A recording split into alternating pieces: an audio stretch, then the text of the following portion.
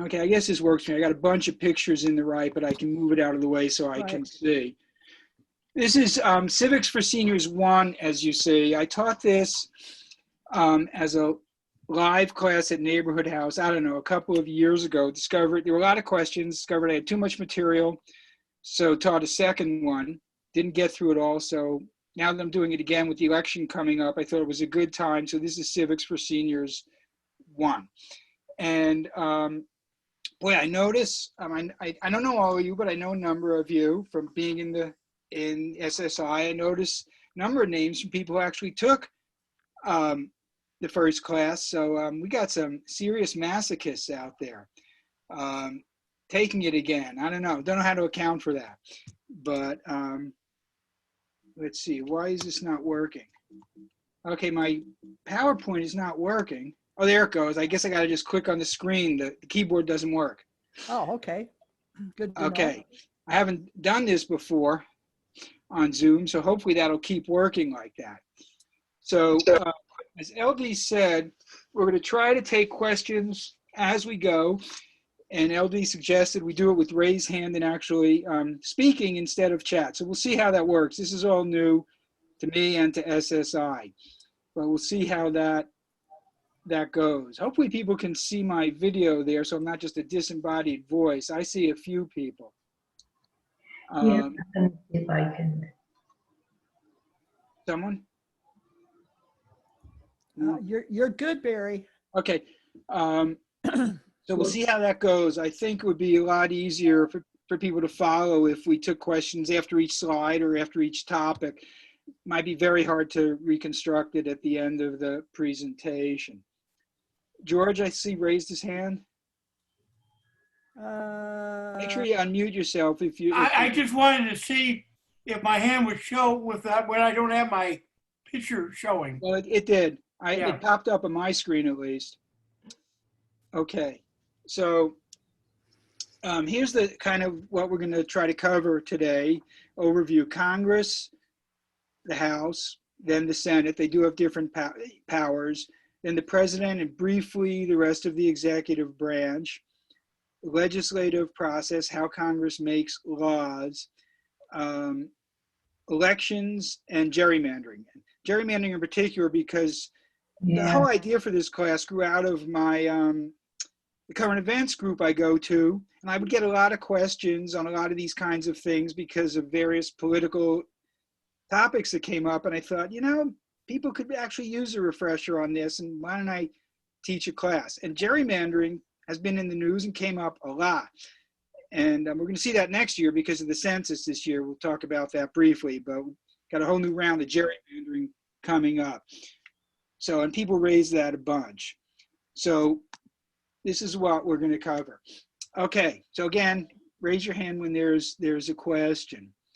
You know, let me, just one second. I don't think I got the sound thing. How do I do that? Let's see. Oh, here it is. I'm sorry, there it is. I realized I had forgotten to share computer sound. I had to do that. So I just turned it on. Good. So hopefully there'll be sound in the presentation. Okay, we cover Congress first because when we think of the president as so powerful, Article 1 of the Constitution is actually Congress. That was really conceived as the more important and more powerful branch, and that is the first article of the Constitution. The president or the executive is Article 2, and the judiciary, the so-called least dangerous branch, as it was called, is Article 3. So the original size of the House, which is actually set in the Constitution actually had how many, 13 colonies or now states, how many representatives each one would get, the original one. And 3 for Delaware, whatever, 5 for New York, whatever it was. It actually set that out at 65, which at that time, I haven't done the math to see what the population was, but that time it was 1 for every 57,000 people. And the Constitution also said, didn't have a minimum, but it said the maximum would be 1 for every 30,000 people. I mean, we'd have what, 1 million today, whatever. I mean, we'd have a zillion reps if we had 1 for every 30,000. That was the maximum it set out. but it was one for every 57,000 people. It went down because the population increased more slowly than the number of representatives. So you see by 1793, the first Congress was 1789. So 4 years later, they already increased it by 40, a pretty big increase in 4 years. And the population hadn't increased all that much. So it was one for every 37,000 people.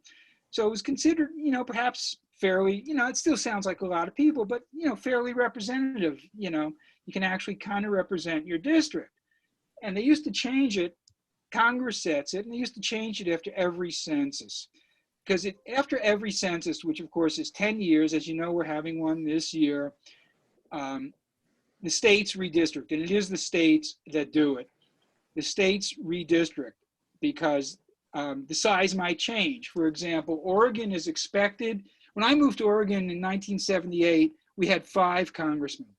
And I'm pretty sure it was after the 1980 census, our population had increased enough, because it does go by population, we got our 6th. And the expectation is Oregon will get another one after this census. So we'll see if that seems to have been taken for granted. We'll see if that happens. And they used to change it after every census because of population shifts and growth. It was set at 435 in 1911, has not changed since.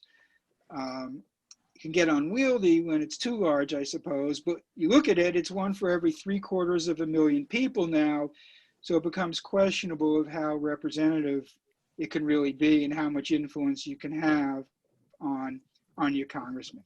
But congressmen maybe don't want to dilute their power even any further. The Senate's always been, of course, 2 per state, and so it's been at 100 since, I think, 1959 was the last state that was admitted. So that's been at 100 for quite a while.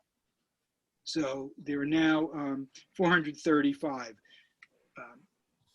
There are 438 electoral votes, 538 because of the 100 senators and the 3 electoral votes in Washington, DC. Maybe talk about that a little when we get to the Electoral College. Okay, the House, governance. And it's been referred to as the People's House. Unlike the Senate, we'll get there, was always directly elected by the people and was thought to be the House that would be more responsive to the people. And perhaps because of that, although this is not in the Constitution, the Speaker is second in line to the presidency. I think I cover the succession in a later slide with the president. I just mentioned this now because we're talking about the House. The first in line, of course, is the vice president. And after that, the next person who becomes president, if something happens to the president and vice president, is the Speaker of the House. The House also has the elect majority and minority leaders. The Speaker is the Speaker of the House. So even though it's very partisan, of course, it is technically the Speaker of the entire House. So there's a separate majority and minority leader, which of course, Steny Hoyer is the majority leader. Kevin, I forget his name, just slips my mind at the moment, in the House, in the Republican, the minority leader. Okay, powers of the House. All revenue bills originate in the House. Again, that was such a big, the whole thing, no taxation without representation, and taxes were a huge issue. You had the Stamp Act, the Intolerable Acts, all these acts that required the colonies to pay money, taxes, or pay for stamps, to ship anything, like the Stamp Act. That was a huge concern about taxation.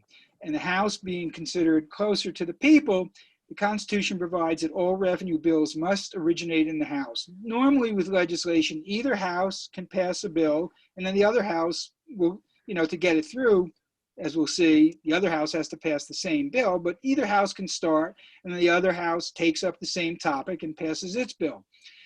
But not when it's a tax bill. The House has to be the first one. That tax bills have to originate in the House. Okay, the House has the power of impeachment. Well, when I taught this before, that wasn't really a live topic. There haven't been that many impeachments. But the House, of course, is the branch or the House that impeaches, and that's by majority vote, 50% plus one.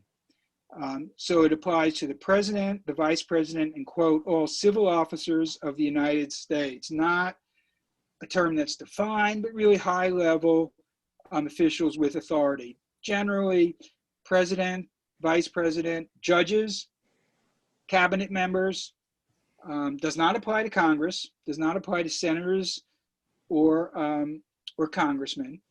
They cannot be impeached. The House and the Senate themselves determine as it says in the Constitution, determine the qualifications of their members and can expel members, but not through impeachment. So it's just that one House that decides on its own for its members. So civil officers are really high-level officers of the United States. There have been, I think, 20 impeachments in history. There's only been 2 or 3, I think, that resulted in conviction. There are several where after impeachment, probably anticipating conviction, the person impeached resigned. But there haven't been that many. And president, of course, what do we have now? Clinton, Johnson, Andrew Johnson, that is, Clinton, Trump. Did I miss someone? I guess maybe it's only been those 3. But it's not just the president. Most of them have been judges for taking bribes or something like that. Okay, the House debate. Again, anytime if someone does have a question. Okay, the House limited debate to 1 hour per member in 1841. And because I don't know what the size was in 1841, but it was pretty unwieldy. The House is pretty sizable. Senate, I don't know how many states we had then either exactly, but Senate would have been pretty small, certainly under 100, which we have now. But the House we saw back in 1793 was already 105 members. So pretty unwieldy if you allow unlimited debate, which has been the tradition in the Senate, although we'll talk about the breaking a filibuster. Pretty unwieldy. It just wasn't going to work. So way back in 1841, the House limited debate to 1 hour per member on legislation. Usually it's less. They actually set the rules for any legislation. They actually set specific rules for that piece of legislation on how long debate can be, how they'll deal with amendments, how many amendments can be proposed, and the like, to make it kind of work functionally. I say here, size of House made unlimited debate unworkable. Okay, now we get to any questions on the House? No? No, okay. Now we get to the Senate.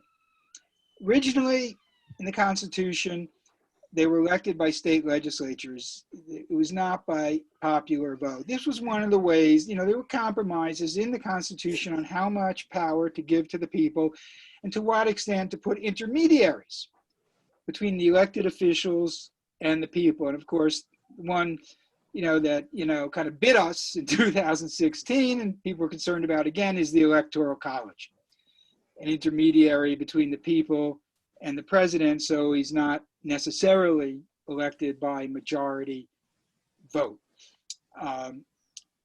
The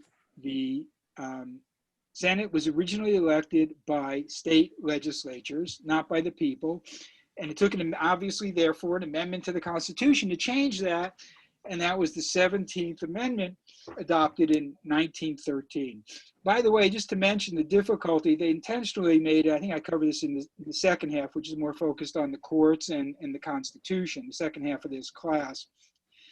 But they deliberately made it pretty difficult to amend. Needed to be able to amend it. They were hoping to create something for the long term, but made it pretty difficult. So here it was,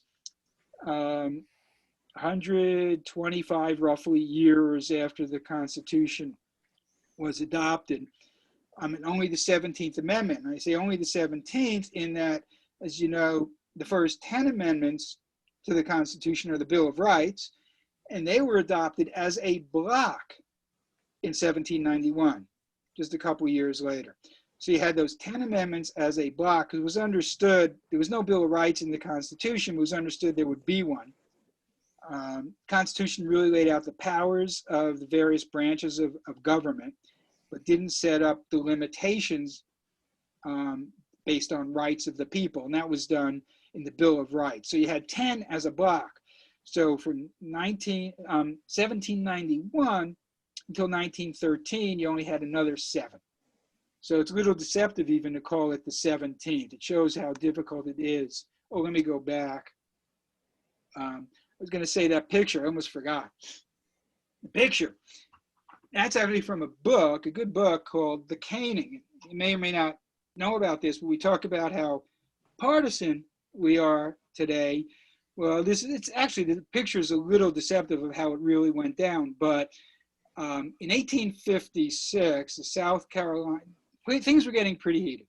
The country was really pretty much already headed toward civil war, and had been for decades. The issue of slavery was tearing the country apart. And a South Carolina congressman named Preston Brooks came onto the floor of the Senate, and that on the ground is the Senator Charles Sumner from Massachusetts. He had given a fiery speech, anti-slavery speech, a little bit before that. And he directly implicated Preston Brooks's cousin, he thought, in that speech, as well as just really attacking the South for slavery. So Preston Brooks from South Carolina came onto the floor of the Senate with his cane and almost beat Charles Sumner to death. Finally, people had to intervene and stop it. And Preston Brooks became a hero in the South for that, for defending the integrity of the South by not letting Sumner get away with his anti-slavery speech. And Sumner, who was a fairly obscure congressman, actually became a hero in the North. Never fully recovered. Took him a couple of years to recover. Actually, it was pretty. He was a big guy. He actually got stuck under these tiny little desks they had, and that's why this picture is a little misleading. And he kind of got stuck and couldn't get away, and Brooks kept beating him. So we talk about how partisan we are today. Wow, well, we don't have people coming onto the congressman coming onto the floor of the Senate and beating to death the senator from the other party. So at least we don't have that. Now, there might be a couple senators we wouldn't mind seeing hit with a cane on the floor of the Senate, but we're not gonna mention them. We're not gonna mention Lindsey Graham. Okay, we're not gonna do that. Okay. We just won't do that, and we will not mention Mitch McConnell. We won't do that. Okay, so we just won't mention them. So since we're not going to do that, since we're not going to mention them, we'll move on. Okay, Senate, powers of the Senate. Okay, it must consent to treaties. The president has the authority under the Constitution to negotiate treaties with other countries. And they become the law of the land, just like legislation passed by the House and Senate. And the Senate has the authority, only the Senate, to approve treaties. The Constitution says the president has the authority to enter into treaties with the advice and consent of the Senate. And you need a 2/3 vote. It has to be unlike legislation. It must be, and unlike impeachment for that matter, of a majority in the House, it must be a 2/3 vote to agree to a treaty, because there were concerns about how deep ties should be, legal ties with other nations. So the Senate must consent to that. Also to presidential appointments, it's just the Senate. Judges, we're seeing obviously the Supreme Court appointment coming up, and that's just a majority vote. And that's just the Senate as well. So the president can make appointments of officers, an unclear term, basically high-level people who generally have the authority to commit the United States, to contract on behalf of the United States. Ambassadors, the president appoints all of these. You see there's about 1,200. I think that's still a pretty good number. About 1,200 appointments that require Senate approval. There's always an issue of how far down the chain you go where you still need Senate approval, or where does the president have the sole authority? About 1,200, and all of these must be approved, majority vote, by the Senate. And of course, the Senate tries all impeachments, and they didn't want to make it too easy to impeach the president or other high-level officials. So while you to throw them out, I should say. Impeachment, of course, just to be clear, impeachment does not mean, this is a common mistake, tossed from office. It means brought up on charges. So all these presidents who were not thrown out have been impeached. Andrew Johnson, Clinton, and of course Trump, as we know, have been impeached because they were impeached by the House, but they were not convicted by the Senate. Andrew Johnson, by the way, survived by one vote. It was actually, as horrible a human being as he was, and as horrible a president, took over, of course, after Lincoln was killed. As horrible as he was, it's still a big deal to throw someone out of office. He survived. He was impeached. It was very political. As horrible as he was, it was pretty political. And in fact, they got him for violating a law that was surely unconstitutional. So he didn't pay attention to it. But he survived by one vote, came one vote short. I don't remember how many senators there were at the time, but it came one vote short of the 2/3 required to convict the president. So he survived. But that's the Senate. The Senate, as we've seen, we just saw play out at the beginning of this year, the Senate tries all impeachments. Okay. Oh, we're moving right along here. Okay. Filibuster, important point about how laws do and mostly do not get passed. Because I said how it's just a majority, but in practice, it's not. That didn't used to be the case, which we'll get into a little. Originally, you could speak indefinitely, and that was called a filibuster. I have this picture of a pirate, because the word filibuster really comes from Spanish pirates off the Barbary coast. They filibustered. Somehow, it's never been entirely clear to me exactly how it relates, but somehow that word got adopted for speaking indefinitely in the United States Senate. And this is a Senate tradition. There's no such thing in the House, which has strict limits on debate. So originally you could speak indefinitely and stop any legislation because you would prevent it from coming up for a vote. And you did have to speak. This is, I think, an important point on the filibuster, and maybe the major reason it's also broken today. You actually had to filibuster. You had to hold the floor. And you could say anything. It didn't have to be relevant, but you had to hold the floor. If you collapsed, whatever, you could pass it off to someone else. But eventually, if you collapsed, it would go to a vote. But because people were doing this, at least to some extent, not like today, remotely, the Senate adopted a rule to cut off debate. And I think do I have on the slide the amount? No, I do not, I guess. But the Senate adopted a rule to cut off debate in 1917. That's called cloture. And it used to be it required a 2/3 vote of the Senate to invoke cloture, and which would stop the filibuster and you could proceed to voting on legislation. And that was changed, I believe it was in the 70s, to 60 votes. So you need 60 votes now. And I'll talk about that a little bit more, but here's some famous filibusters, which all failed.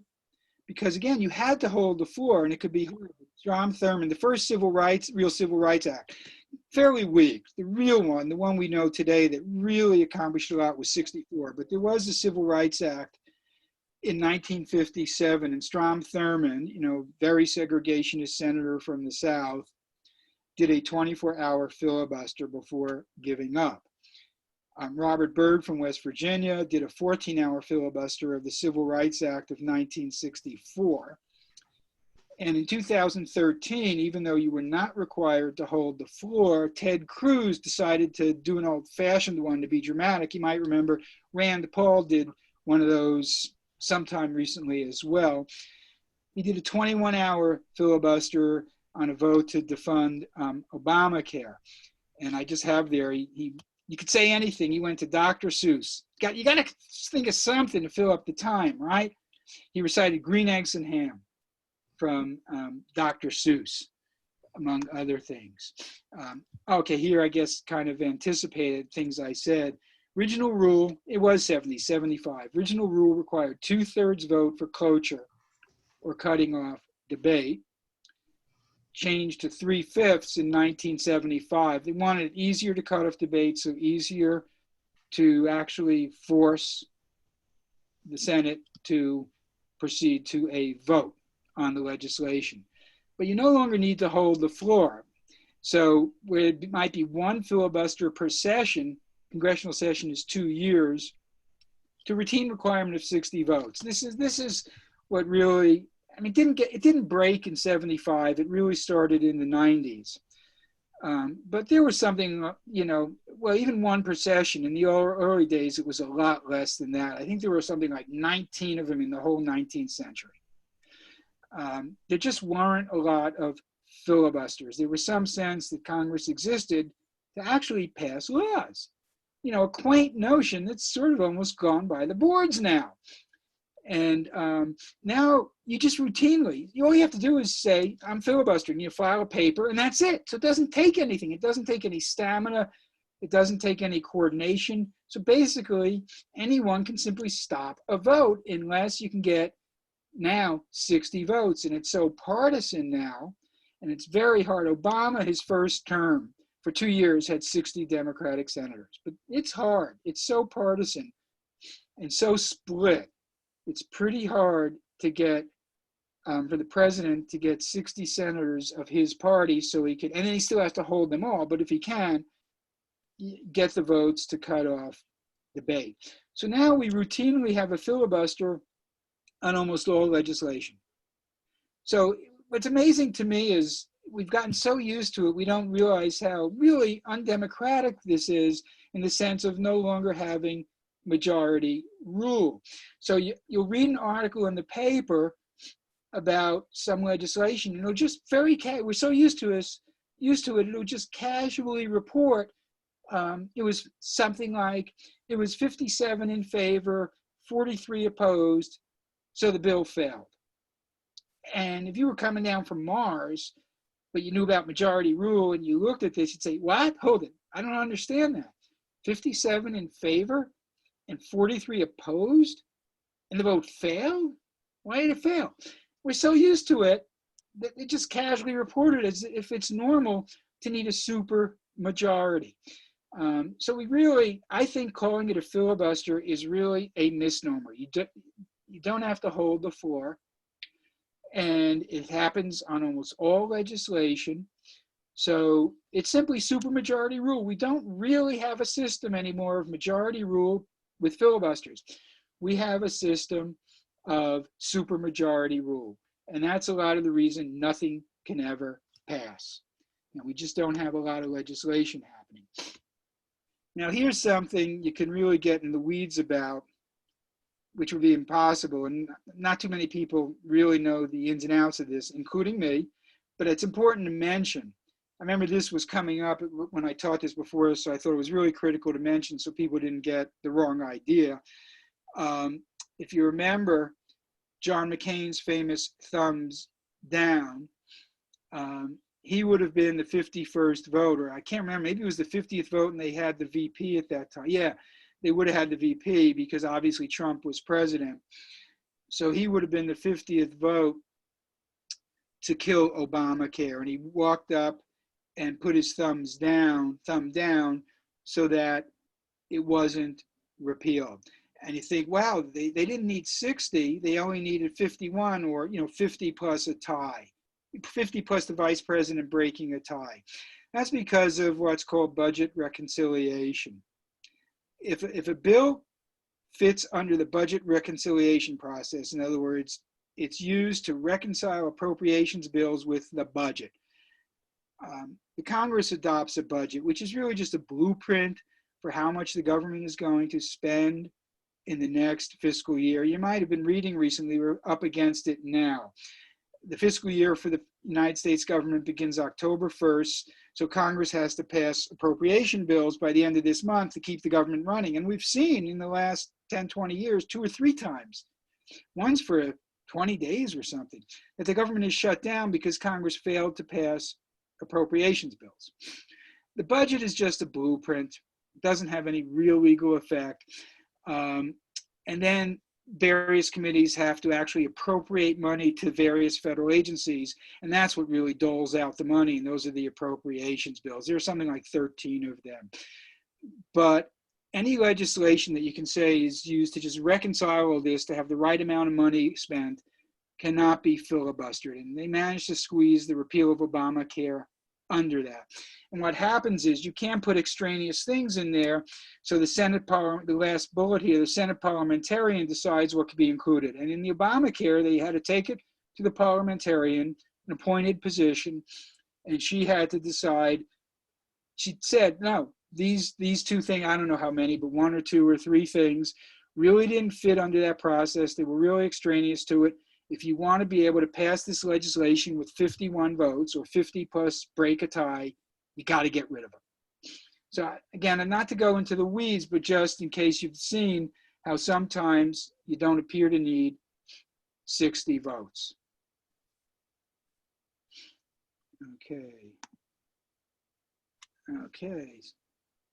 Okay, George. If you're muted, unmute yourself. Yeah. If you have a question. Before we leave the Senate, I just wanted to ask you something that could really change the Senate. It would be to make the District of Columbia a state, Right. and make Puerto Rico a state. Yeah. And we would increase the number of senators by 4. Right. And they would probably most likely be Democratic. So my first question is, what does it take to make a District of Columbia or Puerto Rico a state? Yeah. And my second question is, how did it come to pass that only the majority leader can introduce the bill for a vote? That's a good question. First of all, in DC and Puerto Rico, you may have seen, I don't know if, I doubt they've thought it through necessarily, the Democrats, but the Republicans are claiming that if a Democrat, Congress and the president, Congress can pass legislation doing that and the president sign it. And the Republicans are saying, as a horror story from their point of view, if the Democrats win the Senate, assuming they keep the House, which everyone expects, if they win the Senate and the presidency, they will make the District of Columbia and Puerto Rico states. And because they're Democratic. And so they will get 4 more senators, and they will also get, well, however many congressmen, I don't know exactly. I think Puerto Rico, maybe 3 million people, I don't know. So they might have 4 congressmen. I don't know how big the district is. They may only have 1. But they would get more congressmen who would presumably be Democrats, and they'd have 4 more senators, and it would be that much harder for the Republicans ever to have control of the House and Senate. I don't know if they'll do that or not. Puerto Ricans are American citizens, but they cannot vote for president. And just one interesting side note as well on that, the Constitution gave the electors to the states. So until, and I don't remember what year it was, but I think in my lifetime, the 60s maybe, so for all those years, people who lived in Washington, D.C. could not vote for president because they weren't a state. They are controlled by Congress. They have some local home rule, they have a mayor, but they have no representation in Congress, and they cannot vote for, they can vote for president. They could not vote for president until an amendment to the Constitution allowed that.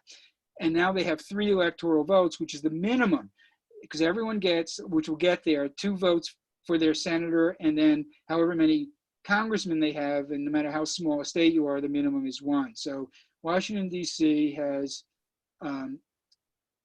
3 electoral votes, which is why it's 538. There are 435 congressmen and women, 100 senators, which adds up to 535. And then Washington, D.C. has 3 electoral votes, which is why there are 538. You need 270 to win. So how seriously it will be a war, how seriously it'll be, whether the Democrats will do it, I don't know.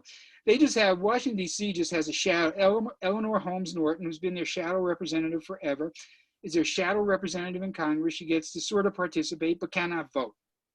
So they don't have representation. And as far as the majority leader, the leadership has tremendous power. We're going to talk about that a little. And it's just the majority leader controls the agenda, can. And historically, it wasn't always like that. There was a lot of power in the committee chairs who control their committee agendas and who get subpoenaed, what hearings they hold. But there's been more and more, especially in, I think, the Senate, more and more interest in the majority leader simply accruing power. It's a political thing. So McConnell kind of controls everything now. And Pelosi's pretty powerful too over in the House. But it's really a political thing of that. And majority leader can punish you. He chooses the chairs of committees. If you're in the minority, the top person is called the ranking member. So for the Democrats now, the top person, their generally most senior person, is called the ranking member. Expected, if the Democrats take the Senate, most of them would expect it to become chair.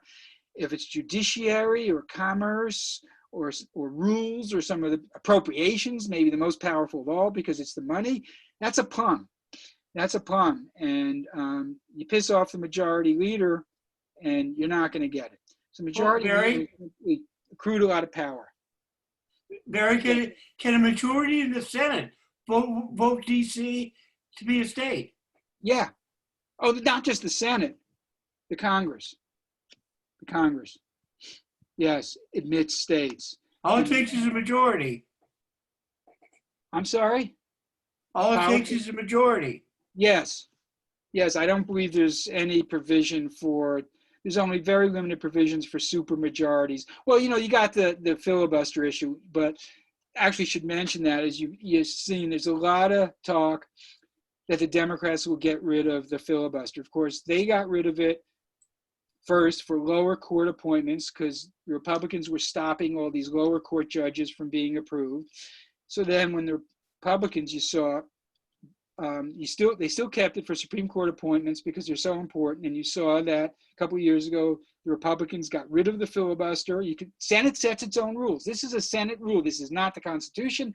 This is not statute. This is a Senate rule, the filibuster. So the Senate by itself determines that. So a couple of years ago, to get, I guess it was Gorsuch before Kavanaugh, to get Gorsuch through, they got rid of the filibuster. So they just needed a simple majority. And there's been a lot of fear about getting rid of it. There was fear anyway, but a lot of fear about getting rid of it for legislation because the fear is, gee, when the other side controls everything, they'll be able to run roughshod around us. We'll have no power at all.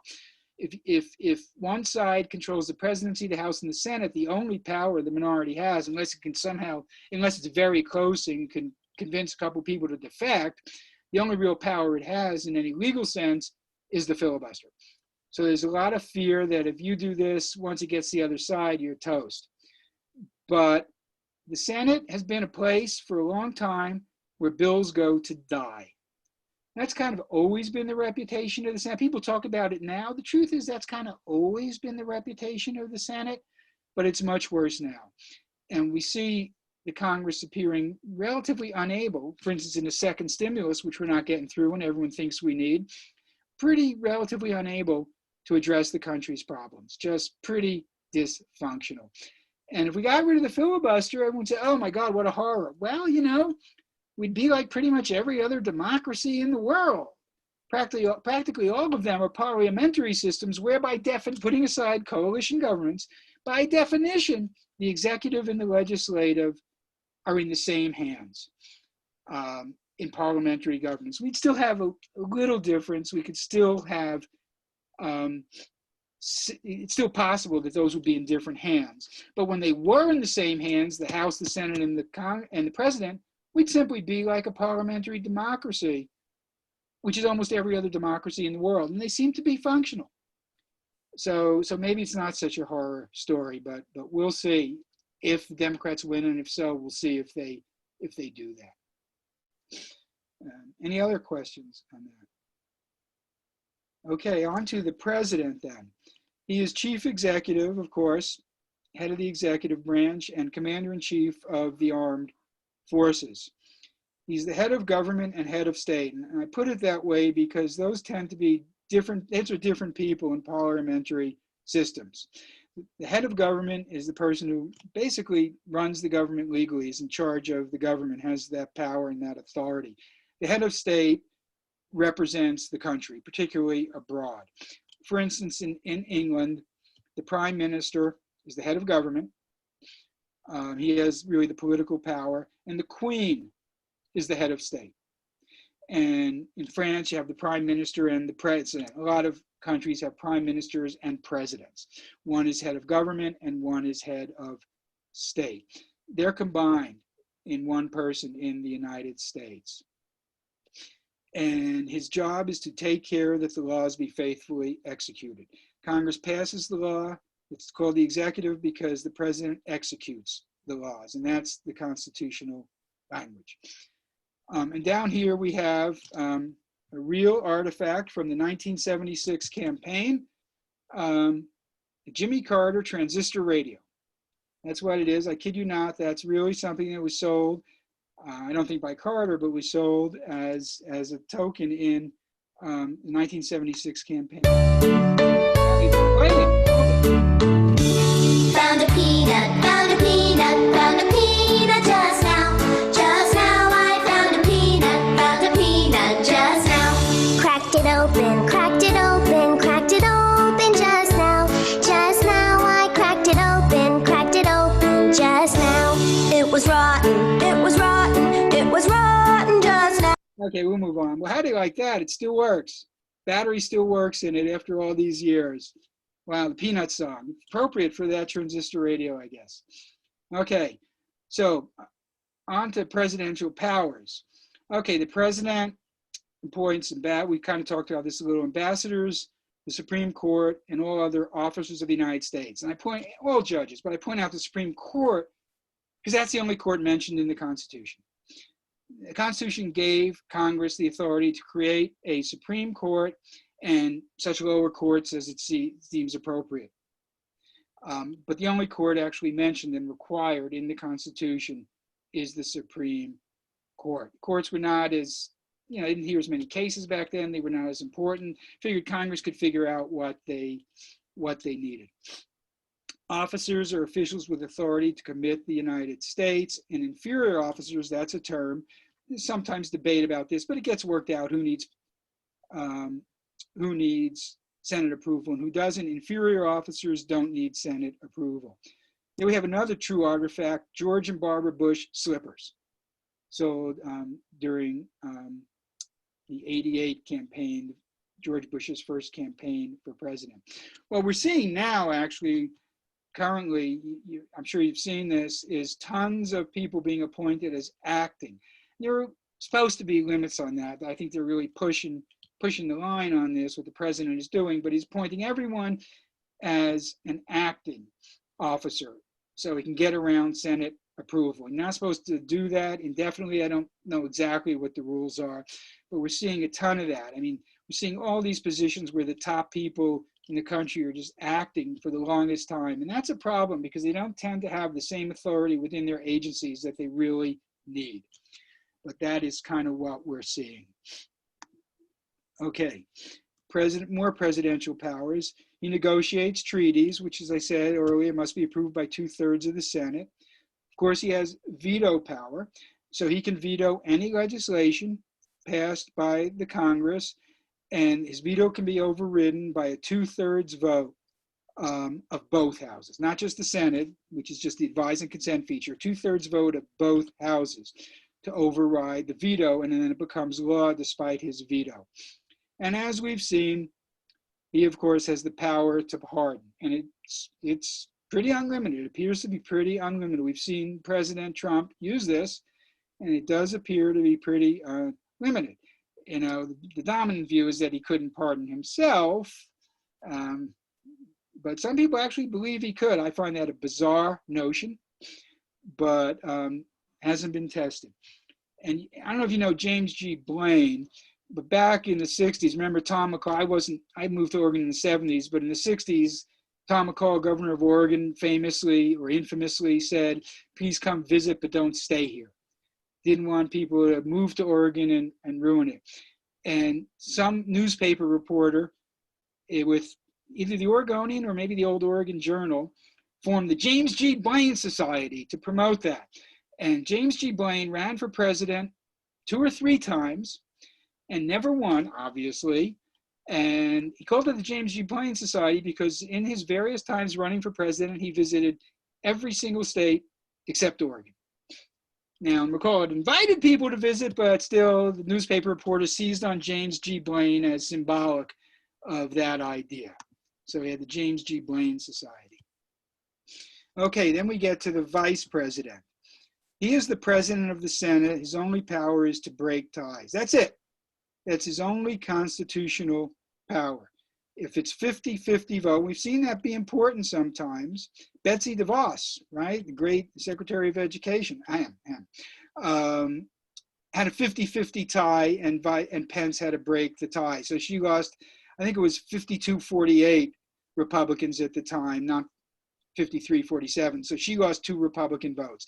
And we've seen occasionally legislation. They had them on hold for the Obamacare. Didn't happen. When McCain voted no, it got to 51, so it didn't happen. They only got 49 to repeal, I should say, so it didn't happen. Presidential succession, he's also becomes president. We obviously saw that with the assassination of JFK. He becomes president in the incapacitation or death of the president. Then the Speaker of the House, in the order, if some catastrophe happens, President pro tempore of the Senate, who is the person who presides, Charles Grassley right now, the person who presides in the absence of the vice president, who normally is not present in the Senate. Cabinets, and then cabinet secretaries. The top cabinet secretary has always been Secretary of State. Except for the vice president, by the way, that's all done by legislation. The Constitution says that the vice president takes over in the death of the president, and that Congress can decide who comes after that by legislation. So all the rest of these are by legislation.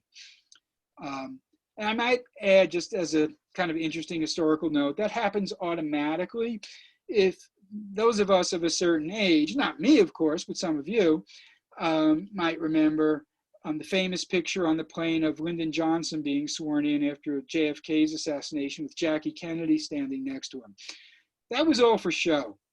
As soon as Kennedy died, Johnson was president by operation of law. He wanted that show. In fact, he wasn't going to let himself be sworn in until they found, well, or got hold of Jackie Kennedy and got her there. He wanted that imprimatur of the Kennedys because they had held him in contempt, as did many of the elite, the best and the brightest in the Kennedy White House. And he wanted that imprimatur of Jacqueline Kennedy standing next to him. But it was for show. He actually was already president. And there's so little power in the vice president historically. You know, the famous thing about presiding over funerals of dignitaries. That's what the vice president does. That he had more than one of FDR's vice presidents said that vice presidency is not worth a bucket of warm spit.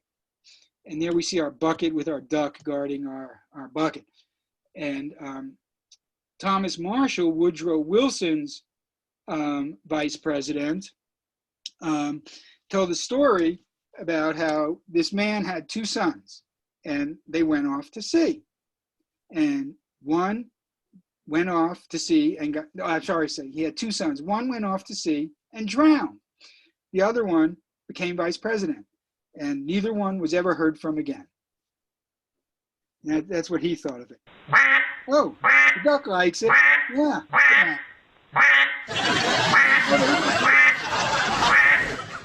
I had to have a laugh track. We were on mute, so I had harder to tell jokes anyway, no spontaneous ones, but I had to have a laugh track, to take care of that. Okay, another slide in the vice president.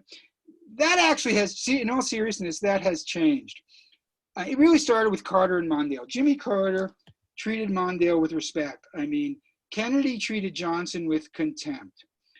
And therefore, maybe just to pass it on, Johnson treated Hubert Humphrey with contempt. And you might You might know the famous quote of Eisenhower when Nixon, his vice president, was running for president. A reporter asked him to come up with some policy that Nixon had played a significant role in. And Eisenhower thought for a few minutes and said, "Give me a week, I might think of one." So vice presidents were treated with contempt. That changed with Carter and Mondale, really. I'm not sure all the way, I'm not sure Quayle so much, but it did change. He gave Mondale some serious authority. And we've seen that since with other vice presidents. For example, here is a picture of former Vice President Dick Cheney. So, oh, you like that one. Yeah, thank you. Whoa, thanks, whoever, George, did you have your hand up? Yeah, the vice president, Truman, when he became president, didn't know anything. He didn't know about the atomic bomb. No, he Nothing. did not. People were appalled. People thought he was a nothing. He wasn't even a college graduate. Biden likes to say, "Hey, I didn't go to Ivy League school." They say I'm the only one. Well, they didn't say that. They say the only one since whatever. But Truman didn't even graduate from college. He'd been a haberdasher, and people were terrified. He's gone down in history as a capable president, but people were terrified when Roosevelt died and Truman took over. No, the first thing they had to do, was tell him about the atomic bomb, which had been developed, and he didn't know about it. It has changed. Cheney kind of got sidelined in second term, but it has changed. Okay, briefly, I don't want to go into the weeds here either, but just because it's so important in passing laws, the executive branch. Congress passes pretty broad laws for a couple reasons. One, because they're generalists and they can't get into the weeds. They have to do stuff on everything. And two, because unless you pass kind of vague, ambiguous laws and figure, the courts will sort it out what it means, you're not going to get anything through Congress. It's too divided. So they pass these general laws and let the executive agencies fill in the blanks. Like they'll pass this law about, for regulation of pollution, they'll have standards like you will use the best available technology. I'm trying to remember what the standards are. That's one. Best practicable technology. What does that mean? And then the EPA, or whoever it is, Environmental Protection Agency, or whoever it is, fills all that in with very specifics. And they get sued that they didn't go far enough, what Congress wanted, they went too far, whatever. They get a lot of deference from the courts, though. So they pass a lot of the really important regulations for business in particular are not passed by Congress. They're passed by executive agencies in rulemaking. They're rules, but that's law. They have the force of law. So I want to mention at least briefly because it's very important. They also engage in dispute resolution. A lot of specific disputes are taken out of the court system and given to agencies to adjudicate. The Interstate Commerce Commission, which doesn't exist anymore, whatever. The workers' comp system took that whole tort thing out of the courts, every state, and put it into agencies to adjudicate workplace injuries. So there are regulatory commissions like the Food and Drug Administration, the EPA, and commissions that provide services such as the Social Security Administration and housing. So I just want to mention that because it's so important in laws that are passed. Executive branch continued. The cabinet members had the major agencies. The original were secretaries of state, war, treasury, and attorney general. Probably still the top ones. Of course, war is now defense.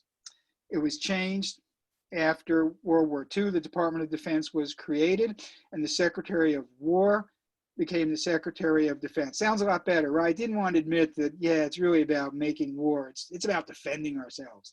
So they changed it from war to defense and Secretary of Defense. And the newest one we saw after 9/11 is the Secretary, I don't know, 18 or 19 now, I'm not sure.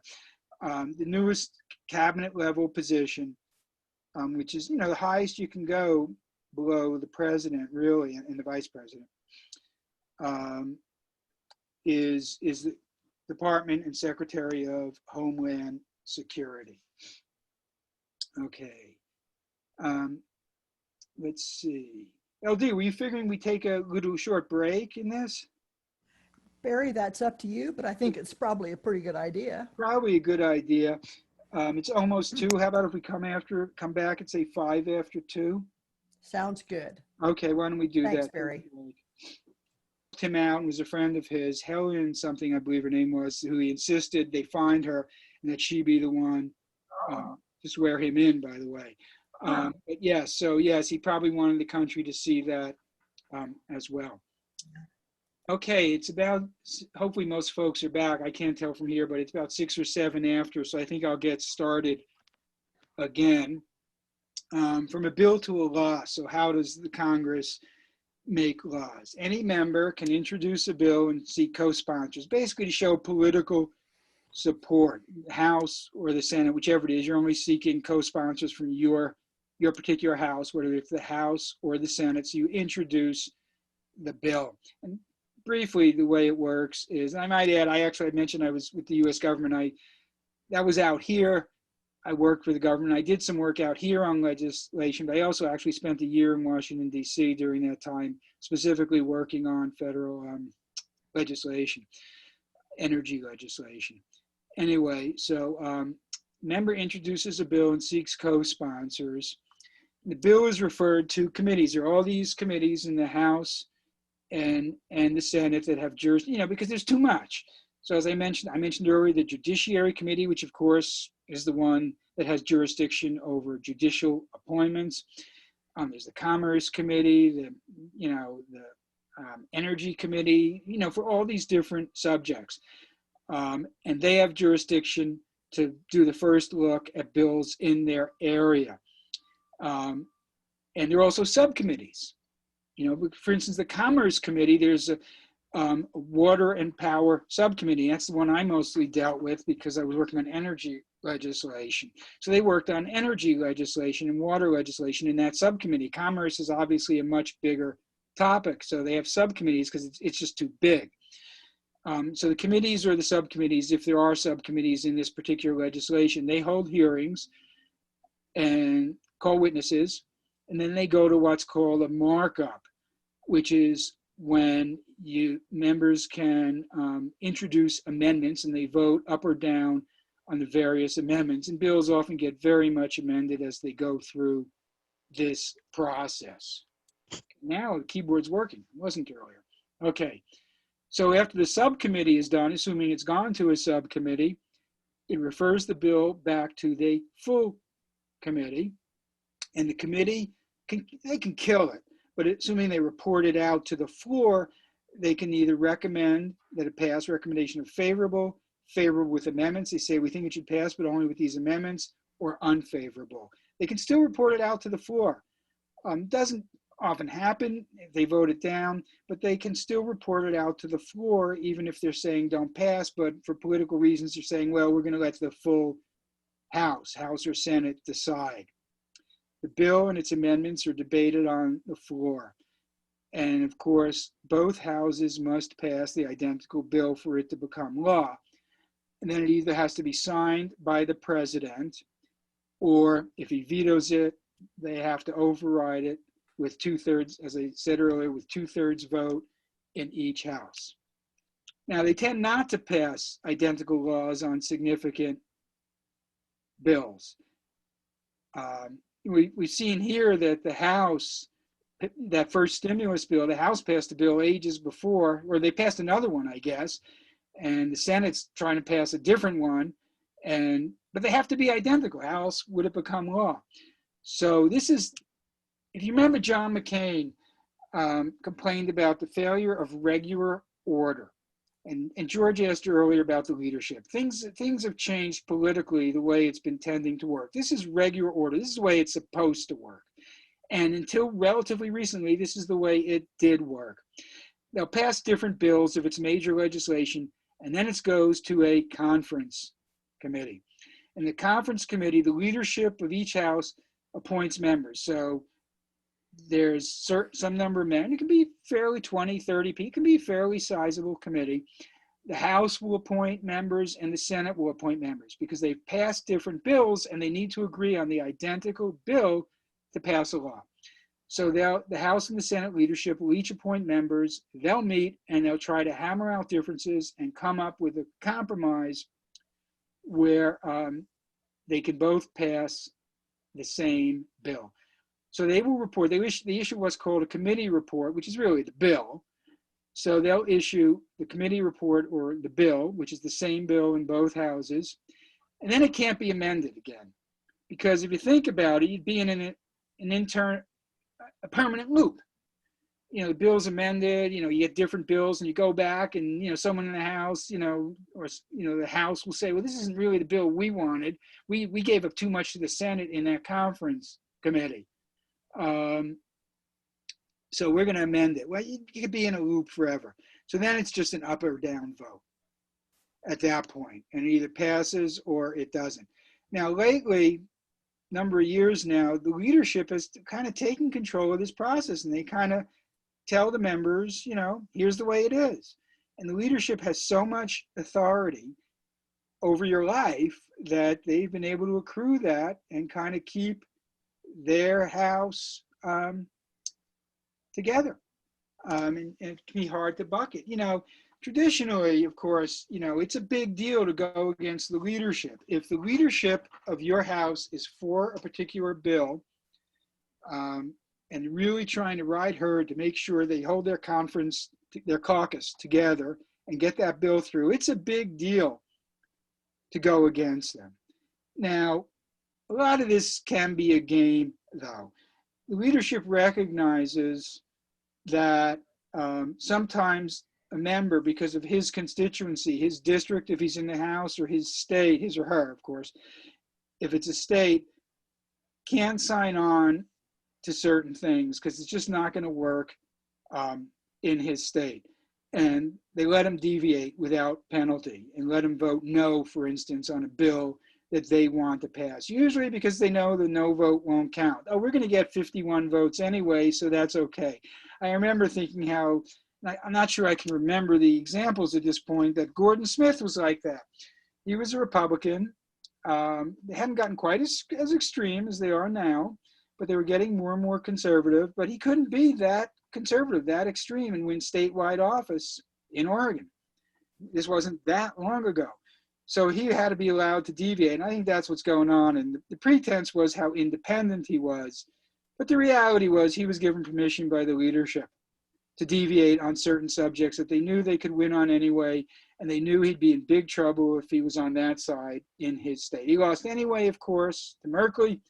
But that's the idea. And he's not the only example, but he's here, one I'm more familiar with. So that's kind of how it's supposed to work, and occasionally still does. Energy legislation I worked on worked very much like that back in, it passed in 2005. I was back in DC in the 90s, and it didn't pass. It was just too controversial, but it finally passed 10. This is how long it takes, by the way. I went back to DC in 99. They've been trying to pass major energy legislation because the field was changing. They passed legislation in 92, and almost as soon as it was passed, it was outdated because the energy field had changed so much. So since 95, they have been trying to pass new legislation to keep up with the change in the industry. I went back there in 99, 2000. That was with the Clinton administration, couldn't get it through. And then in 2005, it changed. I think it was 2004 election that certain membership changed, and suddenly there was a good enough majority for the Republicans, or however it worked. I think it was the Republicans. And whereas before they had gone to a conference committee, they actually passed, and the conference committee had actually passed out the bill back to both houses, and it failed. It did not pass. And this next time, the same thing happened. Went to a conference committee, passed it out, their committee report, and this time it passed. So even back, this was 2005, a lot of it still worked in the traditional way. Okay, so how you make laws, if it does pass, it goes to the president for his signature. He has 10 days. He can't just hold it forever. Government's got to move. If he doesn't do anything in 10 days, it becomes law without his signature. And sometimes presidents have done that. It's like, okay, I'm going to kind of tread this fine line. I really can't sign this bill. But vetoing it could be a problem as well. I'll just let it become law without my signature. And you might have heard the term pocket veto. If they pass it so late in the session that the session expires in less than 10 days, then it's essentially vetoed. That's a pocket veto. So he can decide, well, I don't really want to veto this, but I don't have to. There's only 8 days left in the session. When they got this to me, I'll just let it die. And if you're in the middle of a Congress, like, well, next year is a new Congress. So next year, a new Congress comes in. So any legislation that passes the houses this year but doesn't become law, or that passes one house and that's it, it's dead, because that is a new Congress. Now, many of the members, most of the members will be the same. Only 1/3 of the Senate only runs for re-election, of course, every 2 years. But that Congress is done and the bill is dead. If it's the second year of one session, like a new Congress will come in 2020. So anything that passes or passes, say, one house or a committee or whatever in 2020, but doesn't get further, in 2021, it's still alive. Because that is the second session of the 2020 Congress. It's the same Congress. There's been no election. It's the same Congress. So that bill is still alive, can still proceed. But anything that's gone part of the way this year and not all the way is dead. At the end of the year, and the new Congress comes into effect January. President, of course, January 20th, and the Congress January 3rd. Gary? Yeah. I've had my hand up for a while. Could you go back one It slide? didn't pop up. Yeah, go ahead. Could you go back a slide? Yeah. Okay. Could you tell me, go from left to right, and tell me what goes on behind those walls? Where's that? First of all, is this the Hill? And where's the Senate? Where's the House? I'm not sure it is the Hill. What are you asking? What's going on behind the walls from left to right? Where's the Senate located? Where's the House located? They're on Capitol Hill. There's a Senate, the Russell Office Building, the House, and the Capitol. Is that what you're asking? Or? Well, what goes on? Just go from the left side of the picture and tell me what goes on behind the walls, going from left to right. Okay, maybe the slides look different. I have just up to down, but let me go over the slide again and see if that's what you're asking. I don't really have a left to right in what I'm looking at. If the two houses, hopefully this is what you're asking, if the two houses have passed different bills, that can't become law. It's got to be identical. It goes to a conference committee, which is composed of members of both the House and Senate that have been appointed by the leadership so that the two houses can hopefully reach an agreement. So assuming they reach an agreement, they issue the one bill back to the House and back to the Senate, the same bill that's now identical on that topic, and still has to pass the full House and Senate to become law. So it goes back to the full House, back to the full Senate, the same bill. They can't amend it. If they both pass it, it becomes law. Well, the president has to sign it or they have to override a veto, but assuming that, if they pass it, it becomes law. Is that what you're asking? No, but that's all right. Let's go on. Okay. Okay, hopefully you can see this. It's easier in person on a really big screen in front of the classroom, but I had this graphic. You see the legislative process on the left-hand side, shows bill introduced in House of Representatives, goes to the full committee, to the subcommittee, back to the full committee after the subcommittee has marked it up, meaning amendments. Then it goes to the House Rules Committee, which determines the rules for debate and amendments on the floor. And for that particular legislation, then it goes to the House floor. Then you see it goes to conference committee. And that, of course, assumes that the House and Senate have passed different bills. On the right-hand side, you see bill introduced in Senate, goes to the full committee, to the subcommittee, back to the full committee. And because the Senate has no rules committee, they just really have standing rules, it goes from the full committee to the Senate floor, and then you see also to the conference committee, again, on the assumption they've passed different bills. And then assuming the conference committee passes something out, it goes back. You see the arrows going both ways, to and from conference committee. After the conference committee, back to the House, back to the Senate. Assuming they pass the same bill, then at the very bottom, you see it goes to the president for his signature. And that's how legislation gets passed. Okay, now we're into elections. Okay. I have a question on that. Primaries that select candidates. It's a relatively new phenomenon, kind of started in the 60s, of having a lot of primaries rather than just the smoke-filled rooms of the party selecting candidates. Now it's almost everywhere. It wasn't, even in, like when John Kennedy ran, it wasn't, I don't know how many states had primaries. It was not all the states. Although if you really cleaned up in the primaries, it would be hard politically to deny you the nomination and go back to the smoke-filled room. And really after the 70s, you got this real populist move of it should all be by primaries. And that's, you really had the explosion of all the states having primaries. The interesting, or actually in the 60s, the interesting thing is then the Democrats nominated McGovern, who people thought was a little out of step with the country. He got slaughtered and they said, hey, this was a mistake, letting the people actually decide this. So that's where you got the super delegates that you hear so much about. They said, we need to give party insiders more of a say in this, so we don't get another McGovern who's going to get slaughtered. Of course, all he won was the District of Columbia and Massachusetts. He got slaughtered in the Electoral College by Tricky Dick. So that's where they created the super delegates. So it's a mix of super delegates and winning delegates through primaries. The super delegates being party insiders who can vote for whoever they want. The closed primary, which we have in Oregon, only party members can vote for so if you're a registered Democrat, and you have to register with the party to vote in their primary. If you're a registered Democrat, you can vote in the Democratic primary. If you're a Republican, you can vote in the Republican primary. An open primary, I'm not sure how many states have those, some do. You can vote in, you can't vote in both, but you can vote in either primary. Okay, general election is Barry, winner we have a take all. question from Ellen. Okay, yeah, I'm going to tell me because it's not popping up anymore. Yeah. Go ahead. Ellen, go ahead. Well, I wrote it out. I've always learned that a bill gets passed, and then at night someone comes in and adds stuff to it that no one expected, and then they say, well, it's done, it's a done deal. And some technocrat is what the story how the story That goes. sounds kind of like an urban myth.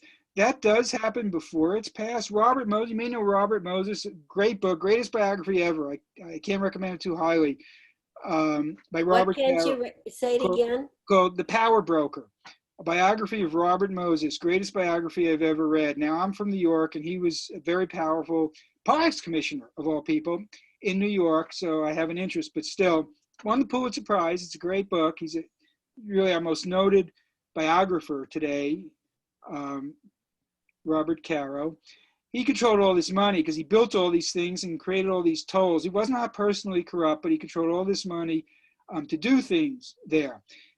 You know, to build mainly to build highways and kind of destroy the city. Jane Jacobs, you may know, saved him from destroying Greenwich Village by putting a highway through it. Anyway, he was not a legislator, but they called him the best bill drafter in Albany because he would hide all these provisions in these bills, in these 200-page, incredibly obscure, difficult bills that no one knew about, but he did it before it passed. Okay, he'd managed to get him in there, and then these legislators, who often, especially in the federal level, they don't read the bills. The energy bill I worked on was like 1,500 pages. They're depending on their staff. They can't read the bills. It's too technical. Their technical staff reads it. And so that happens. But no, it doesn't happen after it's passed. And if it did, it's not law.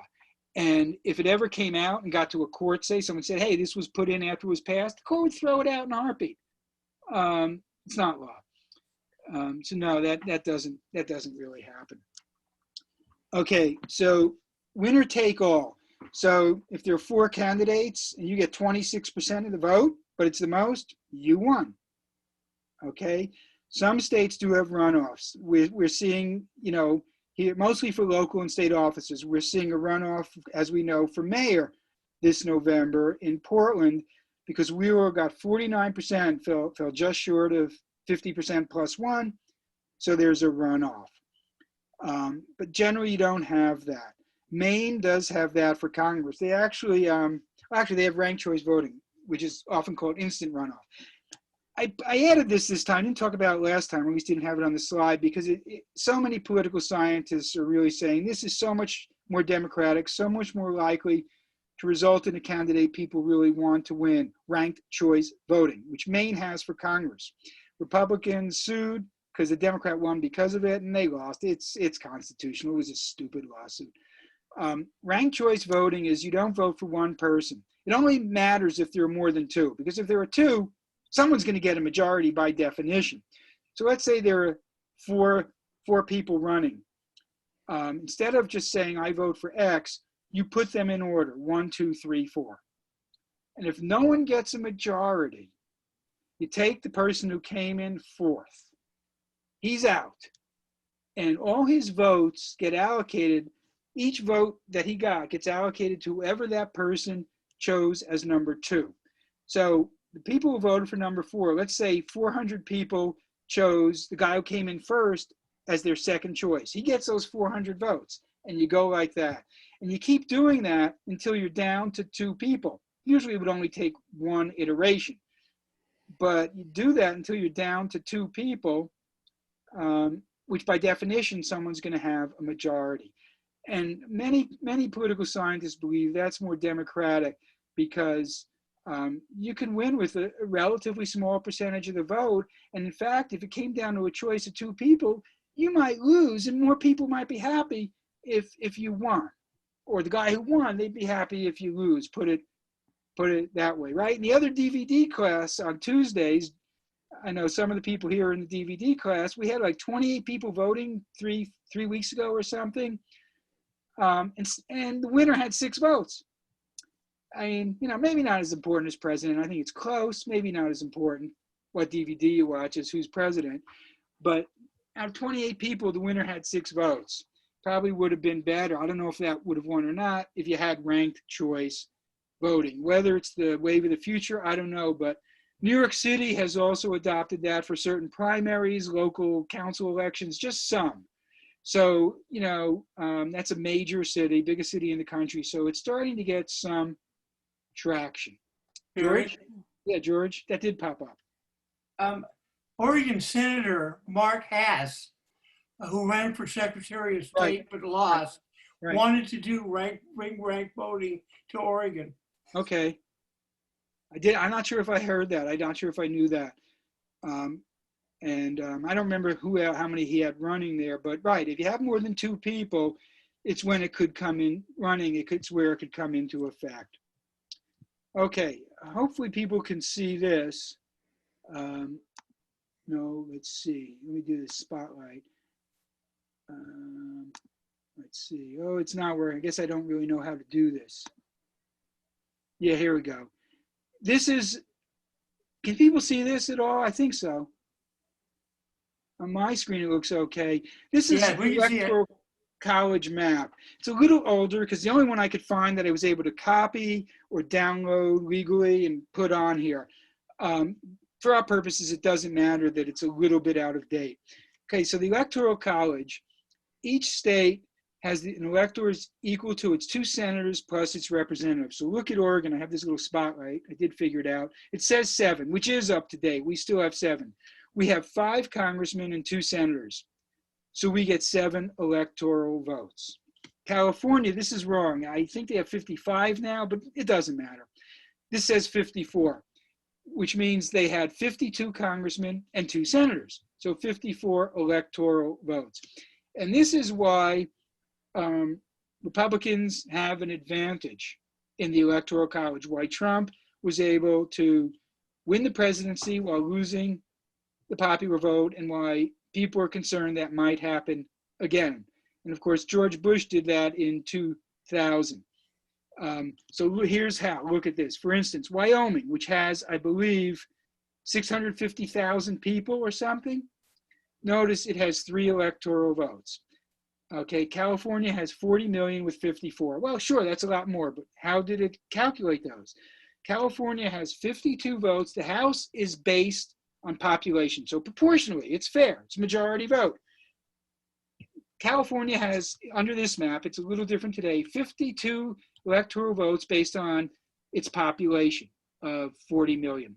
It then gets 2 extra for its 2 senators, 2 extra for those 40 million people. Wyoming is only 650,000, so it only has 1 congressman based on population. And then for those 650,000, instead of 40 million, it gets 2 extra electoral votes. So it's really skewed toward the smaller, more rural states. You can see a number of these with 3 and 4 in here. Well, it's not a lot, but all of those are getting 2 extra votes for an extremely small number of people. If you have 3 electoral votes, that means you have 1 congressman. You probably have under 1 million people in your state, because it's about 750,000 per congressman. So maybe you have 1 million.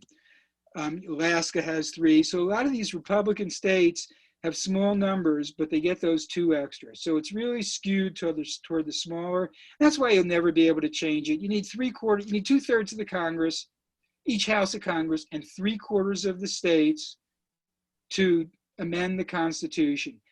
And I don't see how you're going to get, there's always going to be enough states, 1/4 plus 1, which is what, you need 37 states, I think. Yeah, I think I did my math right.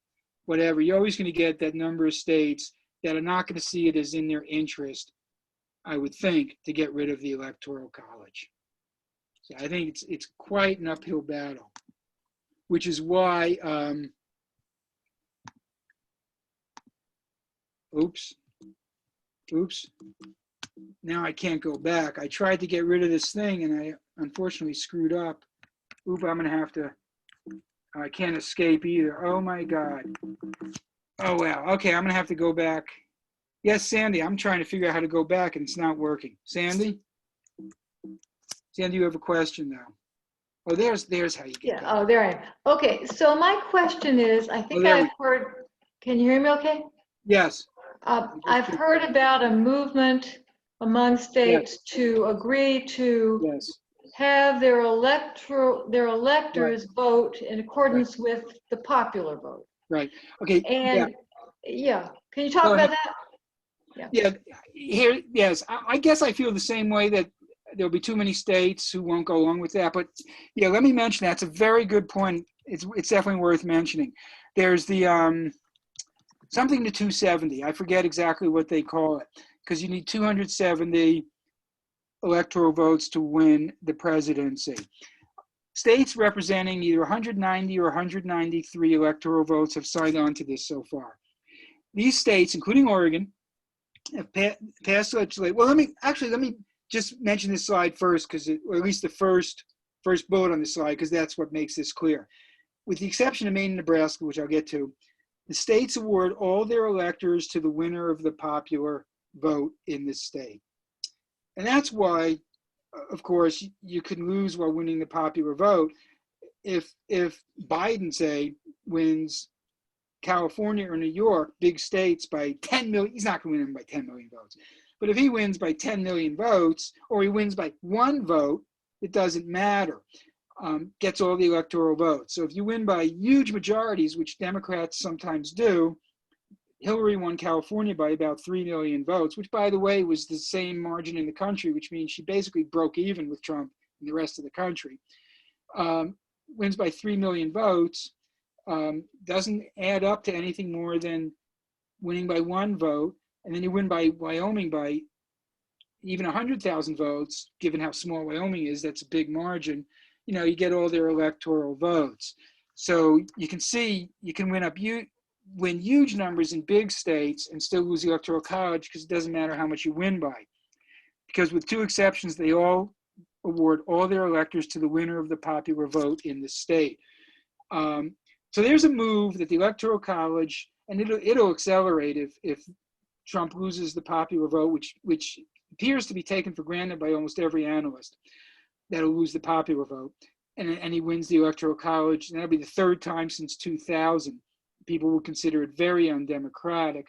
There's a move by these states. They've passed laws that they will award their electors to the winner of the national popular vote once states representing 270 electoral votes have all agreed to this. And the reason, of course, is until states representing 270 electoral votes agree to this, there's no guarantee that the winner of the national popular vote actually wins the election. And that's the point. Once states representing 270 electoral votes sign on, if it happens, then it's mathematically guaranteed that the winner of the national popular vote wins the election and wins the presidency. And that's why it reads that way. But, you know, states, it's really not, states that are controlled by Republicans. Now, I think there might be one Republican state that signed on. They don't have a great incentive to do this because they have an advantage in the Electoral College. So unless Democrats, who have not worked on state races nearly as well, they've really screwed up. The Republicans have concentrated a lot of energy on state races over the years.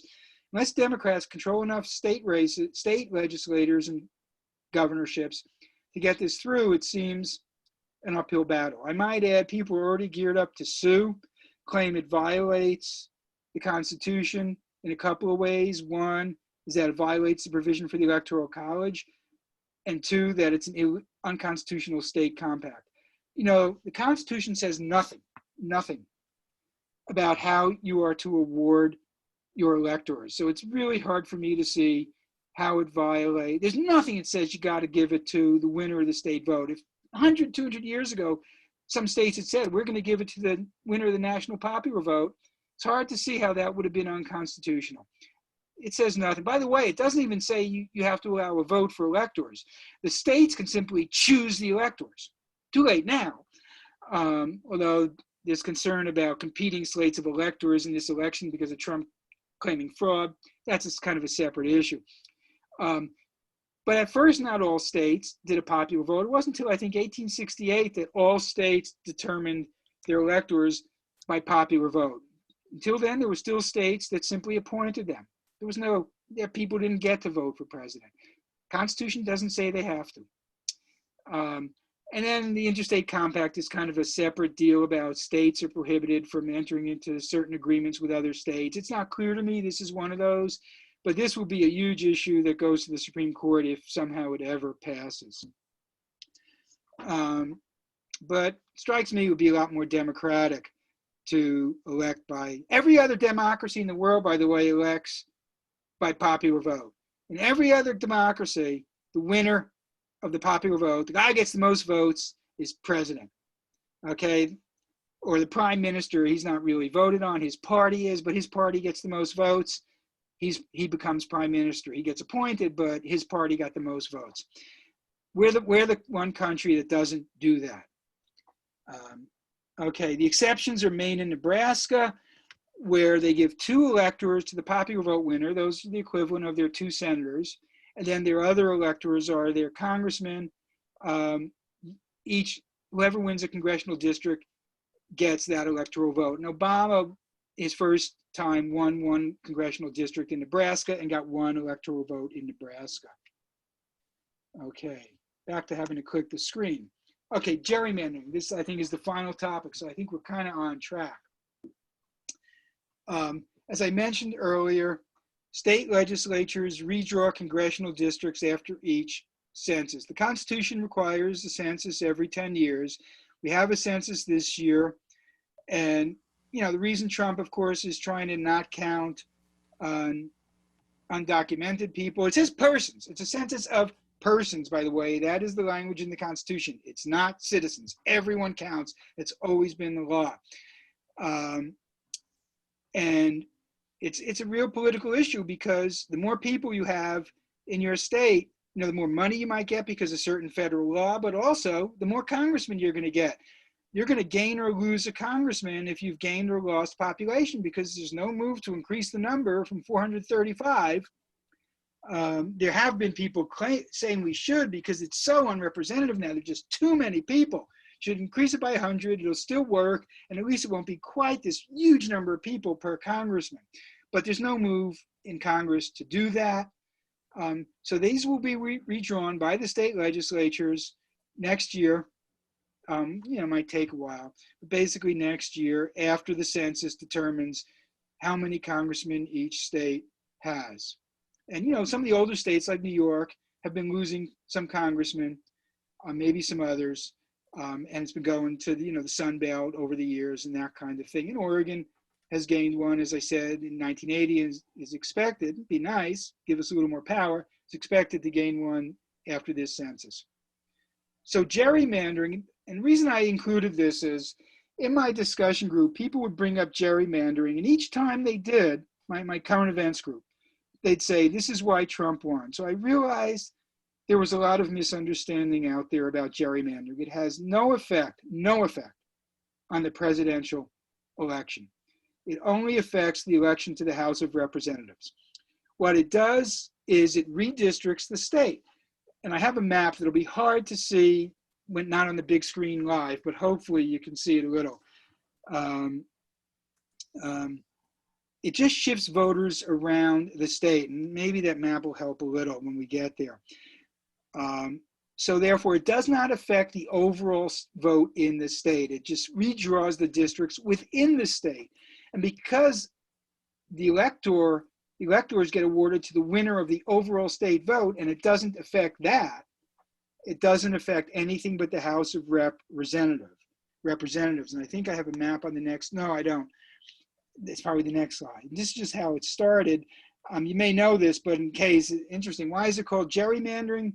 Well, in the early 19th century, there was a governor of Massachusetts named Elbridge Gerry, who was instrumental in drawing up this really bizarre looking district. This is it, Massachusetts.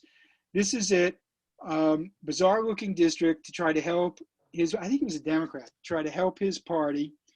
The Republican Party we know today didn't exist until the 1850s. Its first presidential candidate was John C. Fremont in 1856. Lincoln was only its second in 1860. Been all downhill from there, I gotta say. Anyway, so Elbridge Gerry drew up this bizarre looking district or helped draw it up.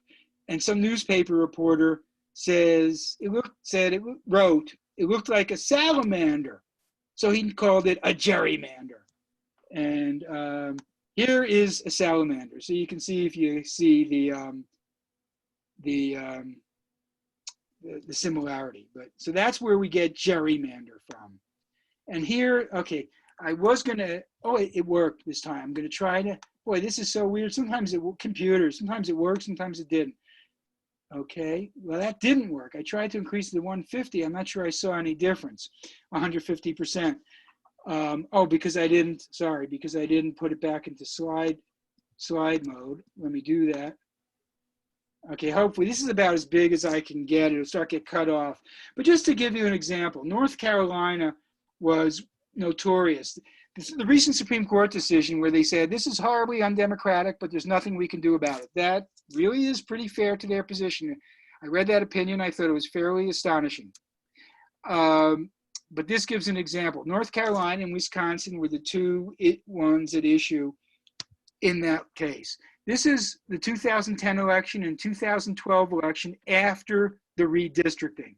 And let me try to do, let's see. Here's the annotate. Let me see if I can figure this out again. Yeah. Let me try to see. Here's District 10. I got this little thing here. You can see it goes kind of like this, District 10. Then in 2012, you see it goes east to west, kind of instead of north, south. I'm hoping you can see that at least somewhat. And here's District 9. Let's see. I think this is 9, kind of like this. And here 9, look, this little sliver is 9. 7, you look like this. And look at 7, how big it is here.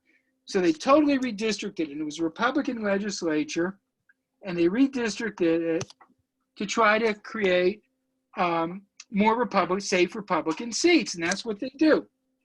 And we'll talk a little bit next time. Basically, they try to get it where they get enough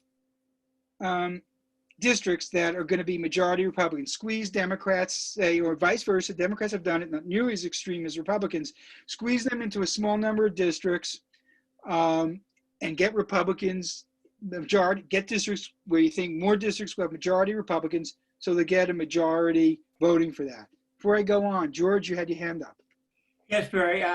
I know this gerrymandering doesn't directly affect the presidential race, but it does indirectly because the state legislature sets the election laws, and they can rig the election laws to favor various candidates. For example, location of polling places, whether you have early voting or not, Yes.